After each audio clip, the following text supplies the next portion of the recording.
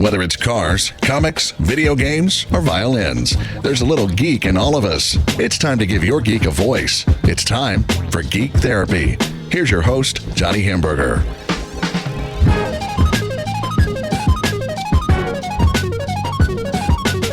Welcome to Geek Therapy Radio. I am Johnny Hamburger, your host with the most, your freak of geek, your mental curator for this evening in your divine intervention, baptizing you into the Church of Geek. I've got kind of a good show. What was that noise? Kind of a good show for you tonight. And if you're looking at the YouTube, you'll see that I'm wearing an Astros hat, but I'm sipping out of a Boston coffee mug. Oh, coffee that is delectable, by the way. I try not to mention specific dates or things that correlate to specific times on my show. But right now, the Astros are playing the Red Sox in the postseason. An American League Division Series, best of 5.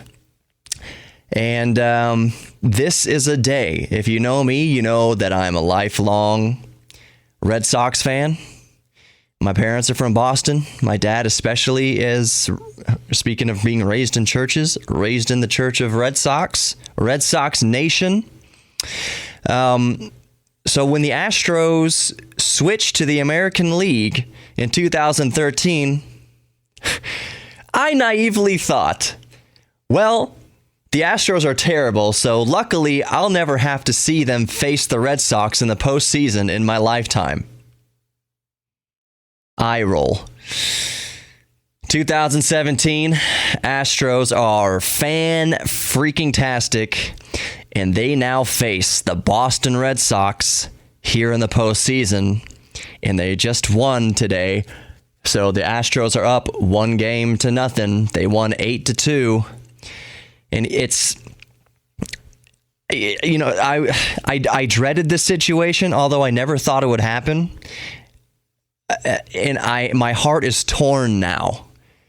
And this is why I was dreading the situation, because I'm also an Astros fan. I've lived in Houston since 1989. Of course, I'm an Astros fan. And the Astros this year deserve a World Series. They deserve it. Every single member of the team has been productive and has, I was going to say, done well. They've done great. They were, and are they the best team in baseball? I think the Indians might have a better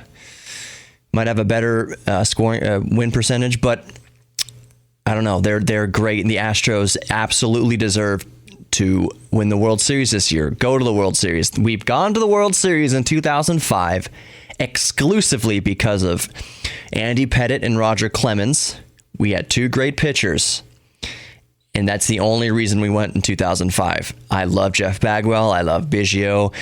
Berkman was on the team. The Killer Bees. It was a great. It was still the pitching.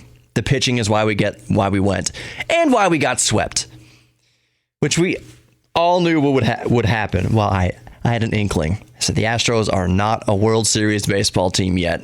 This is going to end badly. But at least they got there in 2005. 2017 Astros are spectacular. They are a very good baseball team, and they absolutely deserve to win. So my heart has been torn. I don't want the Red Sox to lose, but I also don't want the Astros to lose. And my coworker, my buddy here at work, Corey Olson, who you can hear on KTRH on the afternoons. He's the afternoon anchor until 10 p.m. at night. He pointed it out to me this way. He said, well, instead of thinking one of your teams is going to lose, think of it this way. One of your teams is going to win. Oh, and you know what? That's looking at it mug half full. Again, my coffee making skills are tremendous. So that's where we're at right now. Astros and Red Sox facing each other in the postseason. That is not exactly how I plan to open up the first 5 minutes of Geek Therapy Radio. And if you'll forgive me, I'm going to take off this Astros hat right now, just for now. I'm going to leave it kind of facing the camera. Hopefully you can still see it sitting on the radio console there. I wanted to start out Geek Therapy Radio this week talking about how we as the general public, at least in the United States, and let's be real, most of the world, we have lost our childlike wonder. And we have, better yet, we've lost our childlike curiosity into learning about our world. And that's a tragedy. I read a statistic somewhere that 17% of Americans actively search out science news. 17% of Americans search out science news. And that's kind of sad to me, because that is, my brain, I guess, is wired differently. I'm so curious. I'm looking for science news all the time, every single day. All of my favorite websites are science websites or tech websites or something to do with learning about our world. And so that's kind of sad. And you think to yourself, how can we change that in society? How can we go back and fundamentally change the way we learn in school? Fundamentally change education so that it's not so wrapped up in and so focused on making a good grade, but rather judging a student's ability to learn and be curious. When we graduate high school or graduate college, we think, you throw your hat in the air, hooray, I don't have to learn anymore. No more studying, which is sad. So now we have mostly a population of scientifically illiterate adults. And this is not at all a religious discussion or bringing religion into it at all. You can be both scientific and curious about your universe and have your faith too. That is absolutely, those two things go actually hand in hand. And I would argue that it creates more of a complete life if you have a strong spiritual side as well as a strong scientific side. At what point as adults have we stopped looking up into the stars and wondering? And even sadder, I think about kids who grow up in houses where their parents don't encourage that kind of curiosity. For instance, think about a kid holding an egg. A kid is holding an egg for the first time. Oh, this egg is hard, so it must be unbreakable, or it must be very tough. Kid drops the egg and it shatters into a big mess on the floor. And the parent is scolding the kid. The kid is in trouble because he's made a mess. Instead, how much does that egg cost? 10 cents? Less than 10 cents? How valuable is that egg to teaching your kid to be curious about our world? Explaining to the kid why the shell is hard, but it's breakable, but it's brittle, it's fragile. The kid knows a rock is hard and the egg feels hard. So what is the difference between the rock and the egg? Why is our first reaction to discipline the child when he breaks an egg instead of teaching him why the egg feels hard but is brittle? And it just snowballs from there, the lessons that can come from that one little several cents egg. You know, this egg could have had a chicken inside of it. What? Blow the kid's mind. Just spend the day blowing the kid's mind over an egg instead of the kid dropping the egg and scolding him. The kid is curious. We scold that curiosity. What accent is that? Curiosity out of children. And in school, at least in this country, we focus so much on just making the grade. If you don't get a good grade on this test, it means you're stupid. Let me tell you something. I'll use a little bit of an anecdote. I went to school, a private school, with a girl who consistently got perfect grades on her test, would get hundreds and every point of extra credit. I remember one time she didn't get 1 point of extra credit and she cried. She crumbled in on herself and cried. So I would take, for me an example, I would take a history test, and I was decent in history, but I would take a history test and score a C, 75. I might even get lower than that, or I might get an A on it, might get a B on it. My grades were all over the place, usually probably about C average, let's be honest. The difference is this girl who spent so much time memorizing the material for the test did not put any of it into her knowledge banks, into her repertoire to pull out of her brain at any moment in life. So whereas I scored a 75% on the test, that means that I had a good grasp of 75% of that material. I had put 75% of that material into my heart, basically, not just on the top of my head, into the whole of who I am. So this person who scored perfectly on all of her tests, you'd ask her about the test a week later, she wouldn't know jack squat about it. When did we sign the Declaration of Independence? 1823? No, 1776. Why can't you put that in? Why have you not memorized? That's a basic date that we all should know. But she was so worried about memorizing the test, memorizing to the test, that she didn't put much of the knowledge into her heart. So that's the end of that rant. I'll come back with more Geek Therapy Radio after these short messages if you're listening on the radio. Let me hit the social media. I gotta do it. Geek Therapy Radio on Facebook, Geek Therapy Radio on Instagram, Geek Therapy Radio on YouTube to see my beautiful smiling face.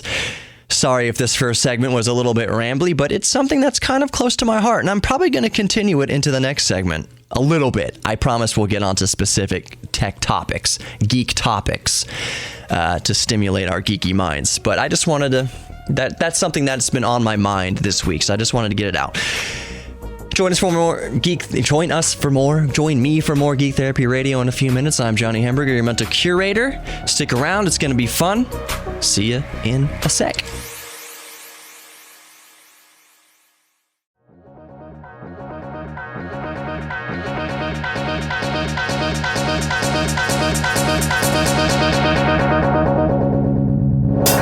Welcome back to Geek Therapy Radio. I am still Johnny Hamburger, your mental curator, your freak of geek, your divine intervention, ushering you into the church of geek.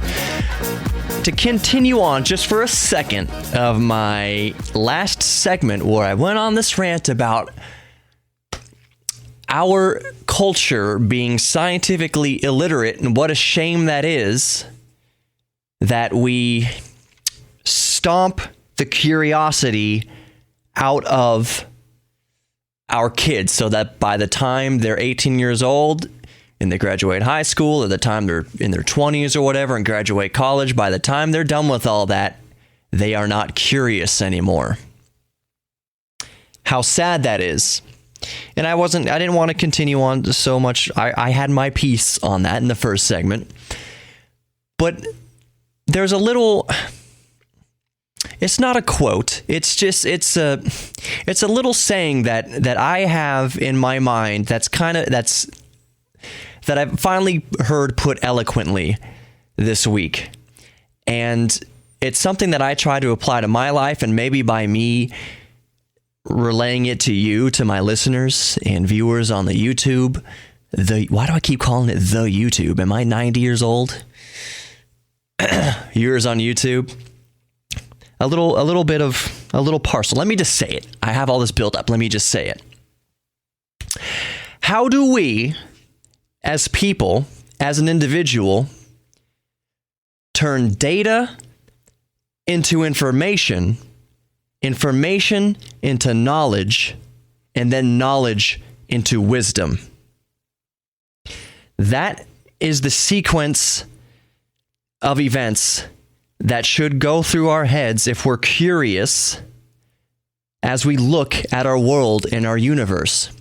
How do we turn this data that we see or experience into information, and turn that information into knowledge, and then that knowledge into wisdom? I have had several people in my life ask me, Johnny, how the heck do you know that?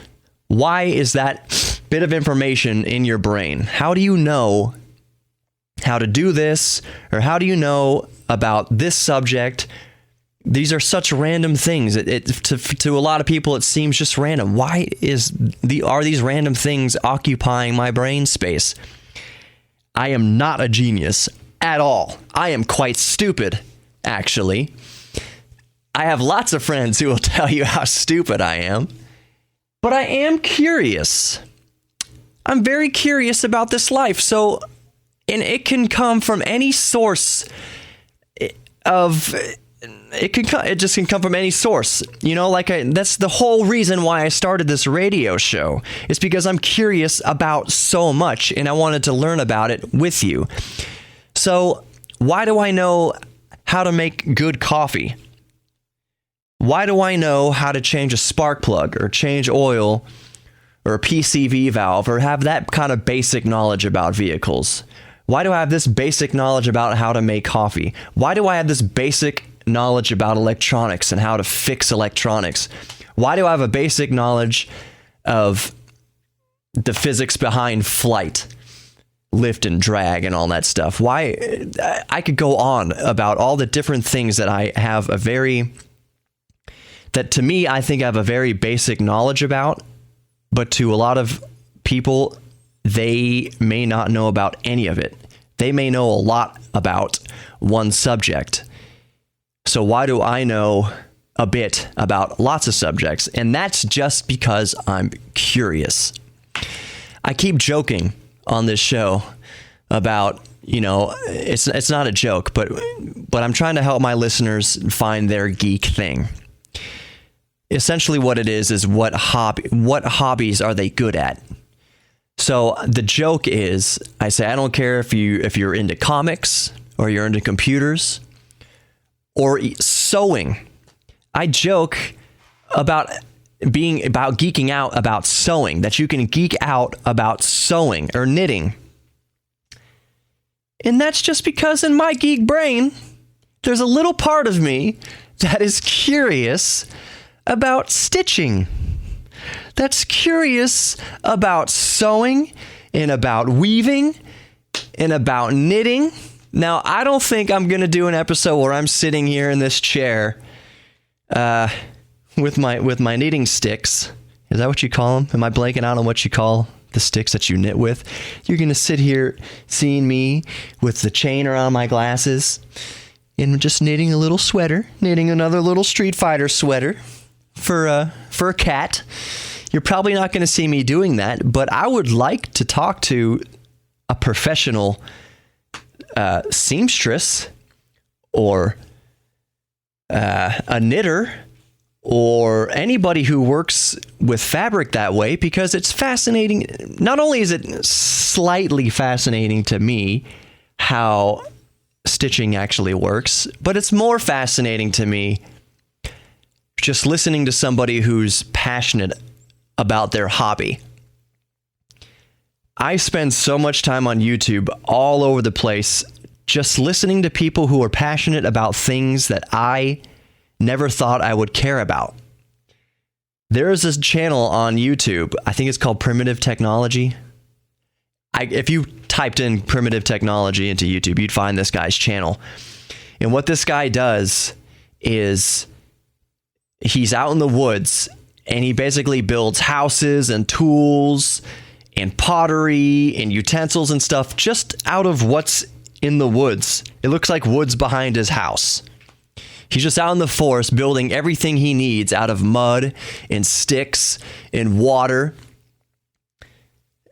And it's fascinating to me. And I'm like, okay, when am I ever going to be out in the woods? What interest do I have in living that sort of lifestyle? And this guy doesn't live that lifestyle. He doesn't live in these little adobes that he makes in the woods. He actually, exists in the modern world. Obviously, he has a camera to bring out there into the woods and film himself. And obviously, he has the skills to use a computer to put it all together and edit video and upload it to YouTube. So he's living in the modern world, but he has this set of skills that seem so useless to the layperson, to the passerby.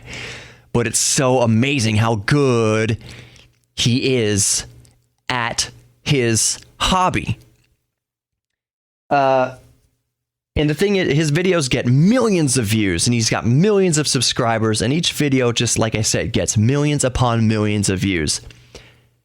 There is no dialogue in his videos. He is not talking you through what he's doing. It's just cutting from here to there, showing what he's doing.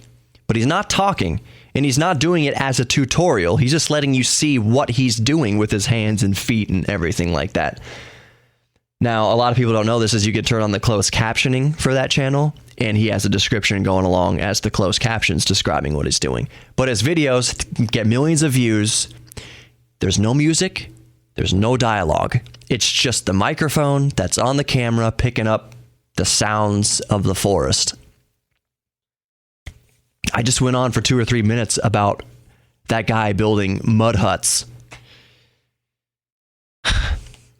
It's fascinating. Does anybody else do that? Do I have any other listeners or viewers out there who just wind up going down the rabbit trail of YouTube? And I don't mean down the rabbit trail where you're watching God knows what horrible thing at 3 a.m. because you can't sleep.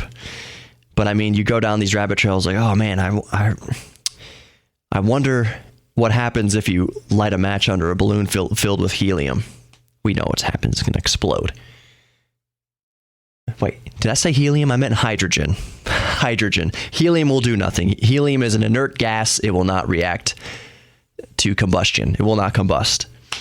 Hydrogen, however, is very combustible. So is oxygen. So are a lot of other gases. Anyways, but you go down these rabbit trails of just feeding this knowledge itch.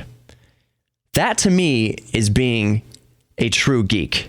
That is what geek therapy is all about. And we need that.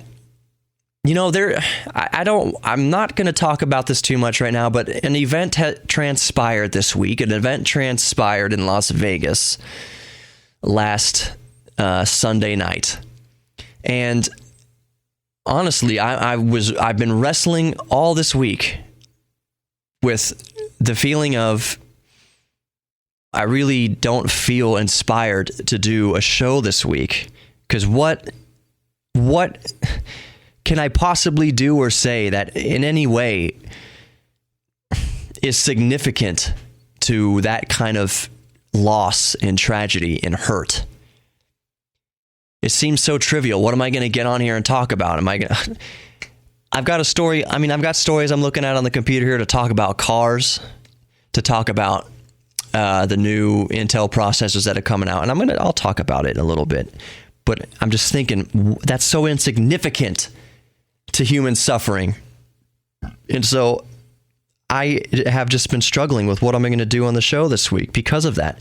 But then it just dawned on me last night that I need to do this show. That my show, Geek Therapy, this is the therapy. This is the therapy for tragedy in our world. Our hobbies are not distractions from that tragedy. Our hobbies and what we geek out about is the beauty of our existence. That is the human condition. That is what we're here to do. To share our passions with each other, share our hearts with each other. So the name of my show, the second name in the show, Geek Therapy Radio. I was reminded, your job, what you need to go on the air and do this week after the tragedy, is offer that therapy. This is Geek Therapy Radio. And as geeks, I think we have this gift in us to be wondrous about our world, to not let tragedies like what happened last Sunday beat us into submission. I bet you there's a lot of people this week who may be reconnected with their hobby, whether it's yoga or flying airplanes or building Legos or watching Star Wars movies. I bet you there's a lot of us geeks and people who don't know they're geeks, who are geeks, who re-indulged in their hobby. And it's not an escape. It is not a distraction. It's therapy. It's what we need to do so we don't let monsters destroy our lives. There's no reason why monsters like that guy last Sunday should have a devastating effect on our life. You cannot let that kind of evil win. So, this week, my show, more than ever, it's the 30th show, by the way. This is number 30. This show is more therapeutic than ever for me, and hopefully for all of you. This is our geek therapy. We hurt. We're a nation that hurts. We're a world that hurts right now, but mostly, well, not mostly, specifically, it's our nation that hurts right now, and we need this therapy. We need this geek therapy. So that is the resolve I formed in my heart this week when I was down and out, thinking how my trivial little show about geek things, I have no motivation to do it because I don't think it matters. It does matter. Therapy, therapy, therapy, geek therapy, therapy, therapy, radio.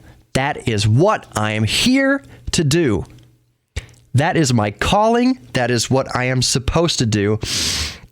And if I can encourage anybody listening who's so downtrodden and disenfranchised and jaded by the evil in this world, if I can encourage just one of you listening right now to reconnect with a hobby that you had as a kid, back when you had that furious curiosity as a child to build Legos, go build Legos.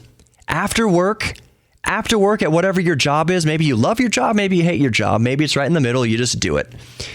After work on Monday, just this week, after work, go to the toy store and buy Legos.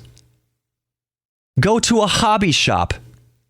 And if you were ever curious about building model airplanes or racing RC cars, just go do it. Who cares what people think you might look like if you're a grown man or woman standing out there playing with a remote control car? We need that now. We need to do that now.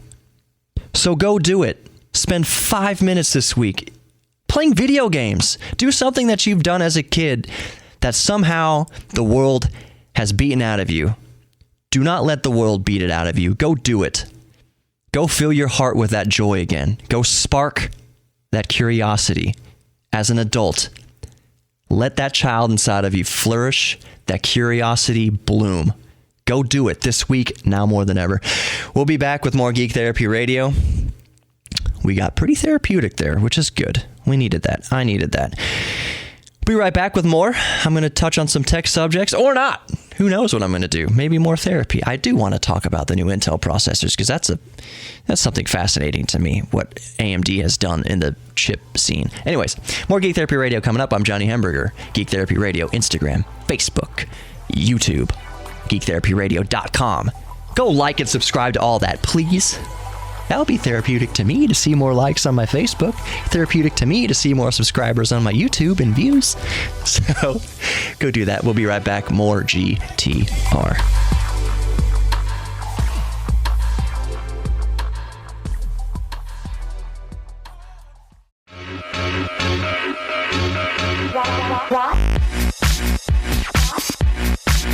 Welcome back.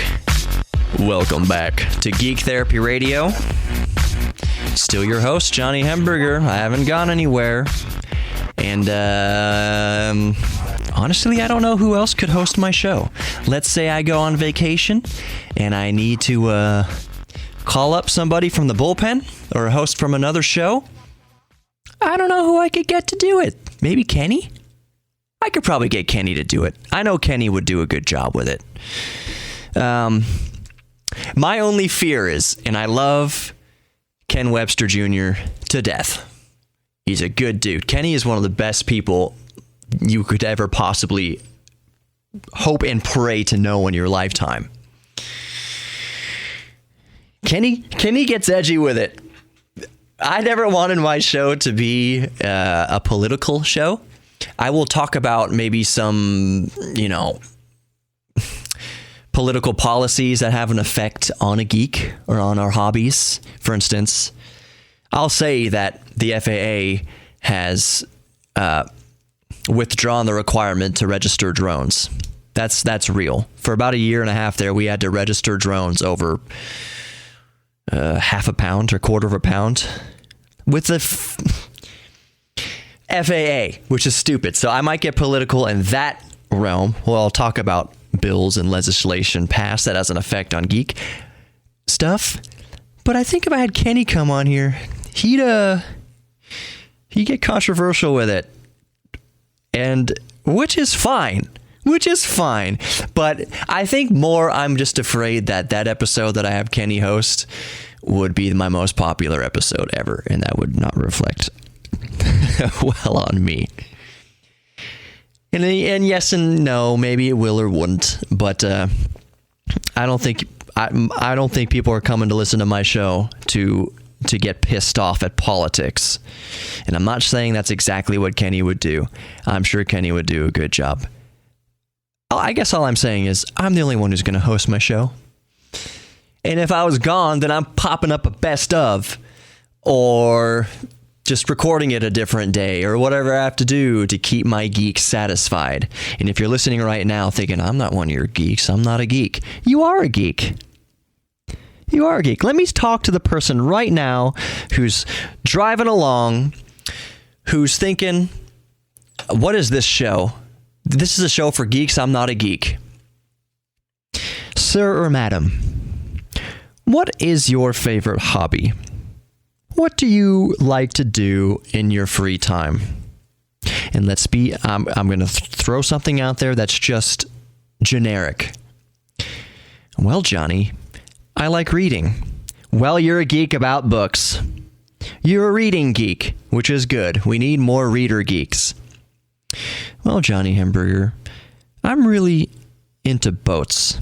You're a geek about boats. You geek out about boats. Johnny, I'm not a geek. I love fishing. You are a turbo nerd about fishing. You have a little fish finder on your boat. You have a radar that's putting out pulses of sound, ultrasonic sound into the water so you can see the fishies on that screen of yours. That is high-tech geek-ish. You are a geek, Mr. Fisherman. I should stop pounding the desk because you can hear that. So, the person driving along right now thinking, I'm not a geek. Yes, you are. You've got a geek thing. And if you're thinking, I haven't had time for a hobby in years, think back to when you were a kid. What was your thing when you were a kid? What was your hobby? What did you like doing? Riding bikes? Did you really love riding bikes as a kid? You're probably a geek about riding bikes. You should go purchase a bike, maybe off Craigslist or eBay or whatever, or maybe go buy a brand new one and buy all that spandex and pop it on. Maybe you're a geek about bikes. Better yet, don't put on that spandex, please. Just obey all the road laws. I was coming to work today, not to get off too much on a tangent, because I do want to talk about the new Coffee Lake processors from Intel. But I was coming to work today, and there was a bicyclist on the road holding up traffic. All of us are going 15 miles an hour on a 35 mile an hour street because this bicycle rider did not want to use the green belt. A green belt is like a sidewalk, except it is built and designed for bicycles.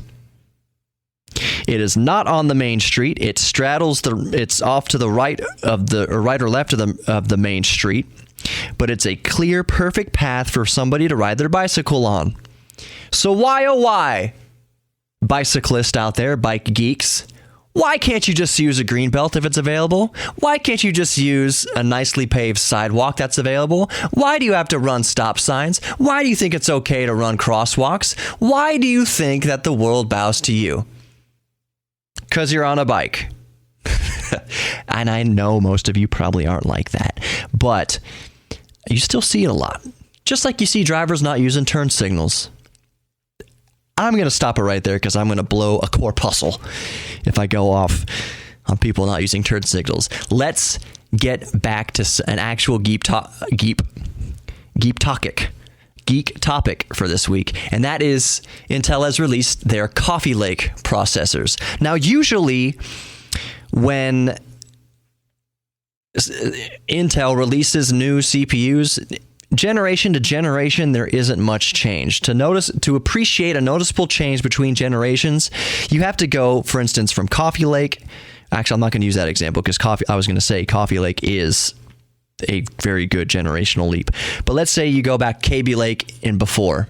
You have to go from Kaby Lake back 3 or 4 generations and then do a benchmarking test to see a significant improvement between 3 generations ago and this current generation. That is not the case now with Coffee Lake. Coffee Lake is a marked improvement over previous generation processors. Intel's 8th gen processors are a significant improvement over 7th gen. And guess what? Like I've been barking and howling about on Geek Therapy Radio, that is because AMD has changed the game with their Ryzen processors and Threadripper processors. AMD has sent Intel scrambling, and thank God and thank the mighty Gavin that AMD has shaken up the chip industry so much, because Coffee Lake now, the i3 processor, which in the past has been a dual-core hyper-threaded chip. That means there's 2 physical CPU cores on the chip with hyper-threading, so you have 4 threads of processing. The i3 now on Coffee Lake is 4-core, quad-core, 4 physical cores now on i3. That's thanks to AMD. That's thanks to AMD offering all those cores on their budget chips. The i5 now is 6-core. The i5 is the most mainstream processor. Now, instead of 4 physical cores, it is 6 physical cores. That's great. What's the i7? The i7 now is 6 physical cores with hyper-threading that you can overclock to a nice and stable, comfy 5 gigahertz. There is no way Intel would have released this generation of chips with such features if AMD hadn't come out of nowhere and blown and just dropped the mic on the CPU game. So thank you, AMD. Because guess what? I'm not an Intel fanboy necessarily. That's all that's really been available for a high-end user over the past decade. But guess what? Intel chips, core for core, are still markedly better than AMD's chips, core for core. What AMD did is they got to within 80 or 90% as good as Intel at half the cost. That's what AMD did. So it's great that now Intel is offering multi-core chips to the consumer for reasonable prices. Again, the i3 now is 4 physical cores, no hyper-threading. The i5 is 6 physical cores, no hyper-threading. And the i7 8700 now is 6 cores with hyper-threading. And of course, the 8700... Sorry, I had a little warning go off up there. The 8700K is overclocked. It's unlocked, so you can boost it to 5 gigahertz comfortably. And KPRC, as I'm recording right now, is having an issue. So let me just fix that real quick. Anyways, that's all I got for this segment of Geek Therapy Radio. Good on you, Intel. Thank you for... Please, sir, might I have another? Thank you for offering us better chips, because the 8700K is the best chip for gaming now. Thank you, Intel. More importantly, thank you, AMD, from the bottom of my nerd heart for stepping up the CPU game. More Geek Therapy Radio coming up. I'm Johnny Hemberger. Go visit Geek Therapy Radio and all the stuff. Geek Therapy Radio on Instagram, Geek Therapy Radio on Facebook, Geek Therapy Radio on YouTube, and geektherapyradio.com. Basically, just type Geek Therapy Radio into Google and then like and subscribe to all that stuff. It will make my heart happy. Stick around. More Geek Therapy Radio coming up. I'm Johnny Hemberger. See you in a couple minutes, but not on YouTube, because on YouTube you'll just see it instantly. So we'll be right back. I got you stuck off the realness.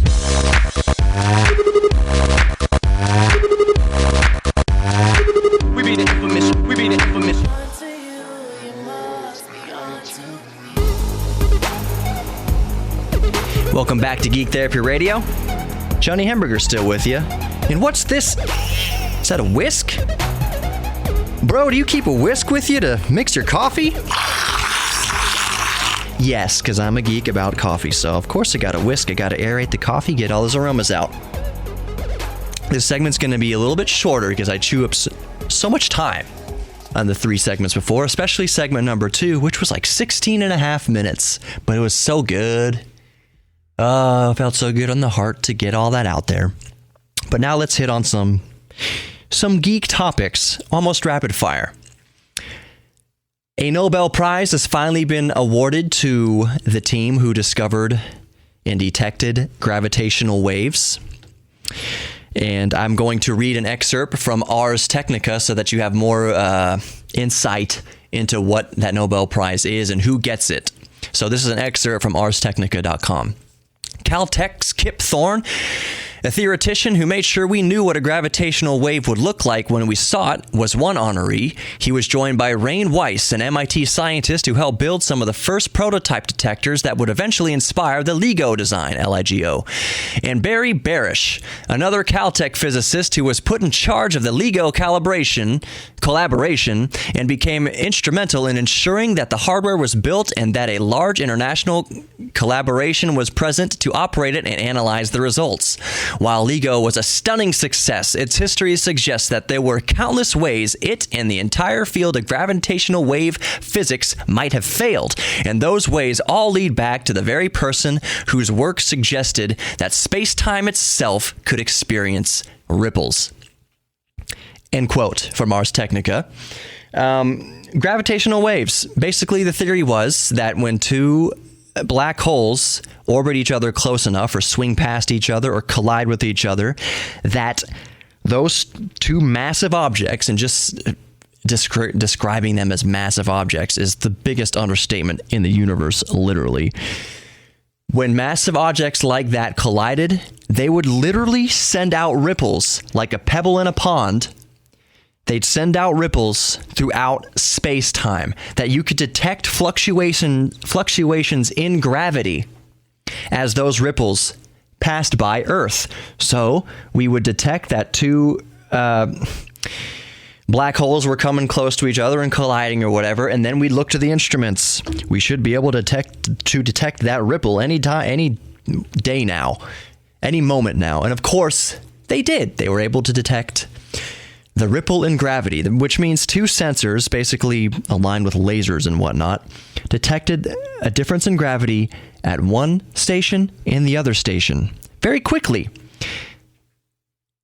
And I'm oversimplifying it big time, but the fact remains that somebody who did not lose their childlike curiosity, somebody discovered or thought that maybe we can detect ripples in gravity. And they didn't quit on that curiosity, and they developed instruments in collaboration with other scientifically curious people to detect gravity waves. And now they get a Nobel Prize in physics. Good for them. Next subject real quick. How much time do I have left in this? About 3 minutes. About 3 minutes. An airline plans to use electric airplanes in 10 years. Is that possible? This is another thing from Ars Technica. Electric airplanes in 10 years? I don't think passenger airplanes, all electric, will be ready in 10 years. And I hope to God that I eat my words. I hope that it actually does happen in 10 years. I hope that electric passenger aircraft are a thing in my lifetime. That would be great. Here's why I'm skeptical about that decade projection. Batteries are heavy, and literally everything having to do with flight is contingent on weight.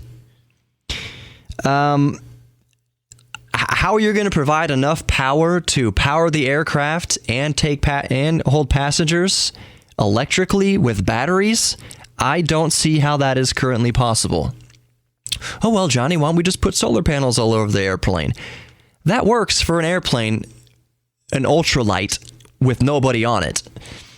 Actually, that's not entirely true. We just flew around the world in an electric airplane, the Solar Impulse, I think it was called. But that was one person to demonstrate the technology. We're talking about filling an aircraft, a 737 or A320, with almost 100 people, 60 or 70 people, whatever. It could be less. And flying it 100% electric. I don't think 10 years is long enough for that to happen. There has to be a remarkable breakthrough in battery technology to get batteries that are light enough and have the capacity to run the engines. And I'm still not sure what those engines are going to be. Jet engines? Not jet in the conventional way of, combustion jets, but jets of air. I don't know how it's going to work. These turbines and reducing motors and reducing fins and N1 and down to the N2, all that kind of stuff that goes into a jet engine. I don't know how they're going to run that electrically. And can you call it a jet if it's not using combustion? The combustion of a jet engine feeds on itself, basically, to provide the thrust. I'm not going to get into all the physics of a jet engine, but electric airlines. In 10 years, is that possible? I don't think so, but I hope I eat my words. Gamers, we all love finding Easter eggs in our games. And an Easter egg has been found recently in a vintage game. A vintage game, that sounds so sad to say. It's a game from my childhood, from the 90s. Sonic 3D Blast for the Sega has a hidden Easter egg that usually Easter eggs are stuff you just kind of stumble upon, like in the game.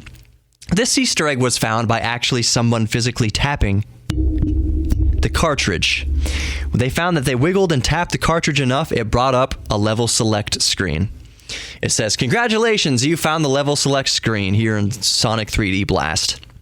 So that's a hidden Easter egg that comes from a physical touch. And basically what happens is that physical little tap on the cartridge breaks the connection between the cartridge pins and the console's pins. And instead of just freezing the game, the designer had it automatically go to a level select screen so that he could get through the verification validation process for Sega faster.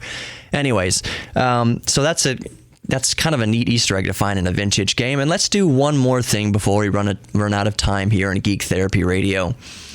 Maybe a couple things. A skier hits a new world record. I don't think it's a world record, but he basically held on to the back of a Jaguar car, not an animal, but a skier held onto the back of a vehicle essentially and got up to 117 miles an hour. So good for that person, that guy or girl. The proposed Hyperloop now will have let's do this again. There's a Hyperloop. Elon Musk's Hyperloop is proposed in Missouri to go across the state of Missouri in 25 minutes. Hyperloop I've talked about a lot on this show. It's a hypersonic mode of transportation that isn't actually hypersonic because it exists in a vacuum and you can't go hypersonic in a vacuum. But it would be much faster than an airplane in getting passengers to and fro across the country. The Bugatti Chiron that I talked about a couple weeks ago that went from 0 to 400 kilometers to 0 in world record time. Well, that world record's been shattered now.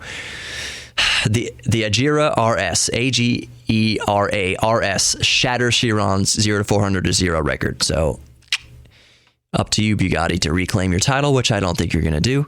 And I think that's it for Geek Therapy Radio. Sorry that I had to abbreviate this last segment, but I crammed into some good geek stuff. Geek Therapy Radio on Instagram. You know what I'm going to say now. Geek Therapy Radio on Facebook, Geek Therapy Radio on YouTube, and geektherapyradio.com. Thank you so much for spending time with me this Sunday morning. I guess it's about almost 1 a.m. if you're listening on the AM, KPRC 950 AM. Thank you for spending time with me. I am Johnny Hamburger. I was your mental curator. Visit with me every week here on the radio, or you can just go find the podcast on Spreaker and iTunes and the iHeartRadio app and all sorts of other outlets. Whatever your favorite way to listen to podcast is, whatever app you use, just type in Geek Therapy Radio and I promise you my show will come up and you'll be able to listen. So thank you from everybody here at Geek Therapy Radio, me, for listening, and I'll see you next week. Be good to each other. I love you. Do not let the evil of this world beat you. Keep keep your curiosity. Spark that childlike curiosity in yourself again and have a great week and have fun with your hobbies. And don't be afraid to geek out. Peace out, everybody. I'm bringing geeky back. The mother nerds don't know how to act. I think it's neato what's up on your rack. So plug it in and blow on the game pack. Take him to the bridge. Come on. Dirty game. This here corrosion, baby, that's so lame. Here's isopropyl, baby, save the day. The screen's still black, so check the RCA. Atari, converter jack, CRT, centipede. Let me watch you work the joystick. Use all 8 bits. Go for high score. ASS. And get your geeky on. Get your geeky on. Get your geeky on. Get your geeky on. Get your geeky on. Get your geeky on. Get your geeky on. Get your geeky on.